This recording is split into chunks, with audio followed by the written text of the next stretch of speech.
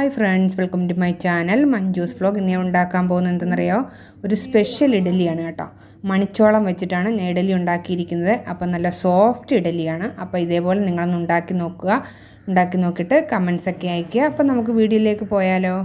ഞാൻ 1/2 കിലോ മണിച്ചോളം എടുത്തിട്ടുണ്ട് കേട്ടോ, അല്ലെങ്കിൽ ജോവാർ എന്നാണ് കേട്ടോ എൻ്റെ പേര്. പാക്കറ്റ് ഇത് വാങ്ങിച്ചാണ് കേട്ടോ, സൂപ്പർ മാർക്കറ്റിൽ നിന്ന്. പൊട്ടിച്ച് നമുക്ക് ഈ പാത്രത്തിലേക്ക് ഇട്ട് കൊടുക്കാം.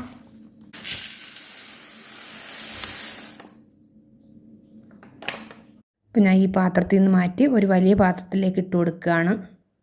ഇനി ഞാൻ വേറൊരു പാത്രം എടുത്തു. ഒരു ഗ്ലാസും 1.25 ഗ്ലാസ് ഉഴുന്നും ഇട്ട് കൊടുത്താണ് ഞാൻ. നമുക്ക് കുതിരാൻ വേണ്ടിയിട്ടുള്ള വെള്ളം ഒഴിച്ചു കൊടുക്കാം.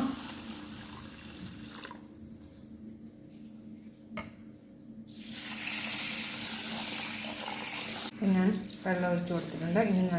ഇതൊന്ന് കുതിർന്ന് കിട്ടണം. നല്ല സോഫ്റ്റായ ഇഡലി നമുക്ക് തയ്യാറാക്കി എടുക്കാവുന്നതാണ്. വളരെ വിറ്റാമിനും ഉള്ളതാണ്. ഇനി നമുക്ക് കുതിർത്തെടുത്തിട്ട് ഇത് അരച്ചെടുക്കാം. അപ്പോൾ ഞാൻ രണ്ടും കുതിർത്തെടുത്തിട്ടുണ്ട്. ഞാൻ ഒരു മിക്സിയുടെ ജാർ എടുത്തിട്ടുണ്ട്. അതിലേക്ക് നമുക്ക് ആദ്യം മണിച്ചോളം ഇട്ട് കൊടുത്ത് ഒന്ന് അരച്ചെടുക്കണം. നമ്മൾ ദോശ ഉണ്ടാക്കാൻ പച്ചരിക്ക് പകരം ഇത് ഉപയോഗിക്കാവുന്നതാണ് കേട്ടോ. നല്ല സോഫ്റ്റായിട്ട് കിട്ടും ഇഡലി. നമ്മൾ ഈ മണിച്ചോളവും ഉഴുന്ന് മാത്രം ചേർത്താൽ മതി, വേറെ ഒന്നും ചേർക്കണ്ട. അപ്പോൾ ഇനി നമുക്ക് ആവശ്യത്തിനുള്ള വെള്ളം ഒഴിക്കാം. ഇത് ദോശ ഉണ്ടാക്കാം, ഇഡലി ഉണ്ടാക്കാം. അപ്പം ഞാൻ ആവശ്യത്തിനുള്ള വെള്ളം ഒഴിച്ചിട്ടുണ്ട്. ഇനി നമുക്കിത് നന്നായിട്ടൊന്ന് അരച്ചെടുക്കണം. അപ്പം ഞാൻ ഒരു പാത്രം എടുത്തിട്ടുണ്ട്. അതിലേക്ക് നമുക്കിത് ഒഴിച്ചു കൊടുക്കാം. അപ്പം ഞാൻ ഉഴുന്നും കൂടെ ഇട്ട് കൊടുത്തിട്ടുണ്ട്. ഇനി ഇത് നന്നായിട്ടൊന്ന് അരച്ചെടുക്കാം.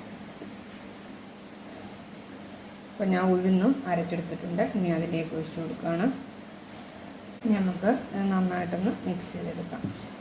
അപ്പം ഞാനിത് മിക്സ് ചെയ്തെടുത്തിട്ടുണ്ട്. ഇത് ഞാൻ തലേന്ന് വെള്ളത്തിയിട്ടിട്ട് രാവിലെ അരച്ച് വെച്ചു.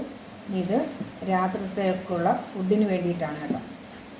അപ്പം ഞാൻ ഇത് രാത്രി 7 മണിക്ക് ഞാനിതെടുത്ത് ഫുഡ് ഉണ്ടാക്കും. അപ്പം 12 മണിക്കൂർ ഞാനിത് വെച്ചേക്കുന്നുണ്ട് കേട്ടോ. അപ്പം നോക്കിക്കേ, മാവ് പൊങ്ങിയിട്ടുണ്ട്.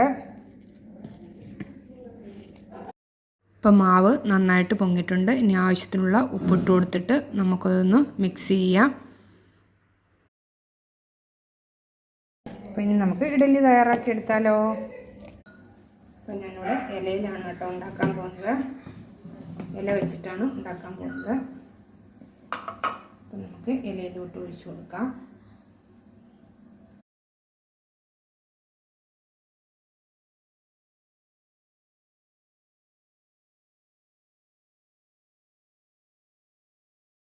ഇനി നമുക്ക് അത് ഇഡലി പാത്രത്തിലേക്ക് വെച്ച് കൊടുക്കാം. അപ്പോൾ നമ്മുടെ ഇഡലി റെഡി ആയിട്ടുണ്ട്. നല്ല സോഫ്റ്റ് ആയിട്ടുള്ള ഇഡലിയാണ് കേട്ടോ. ഇത് നോക്കിക്കേ. അപ്പോൾ നല്ല ഹെൽത്തിയുമാണ്. അപ്പോൾ ഇതേപോലെ നിങ്ങളൊന്ന് ഉണ്ടാക്കി നോക്കുക. അപ്പോൾ ഉണ്ടാക്കി നോക്കിയിട്ട് ലൈക്ക്, ഷെയർ, സബ്സ്ക്രൈബ്, കമൻസൊക്കെ ചെയ്യുക. അപ്പോൾ ഇനി ഞാൻ വീണ്ടും ഒരു റെസിപ്പിയുമായിട്ട് നമുക്ക് വീണ്ടും കാണാം. അതുവരെ ബായ്.